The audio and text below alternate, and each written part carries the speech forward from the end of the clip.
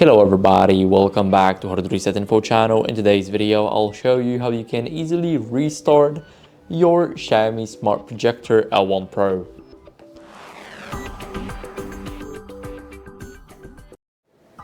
So first, head over to the settings.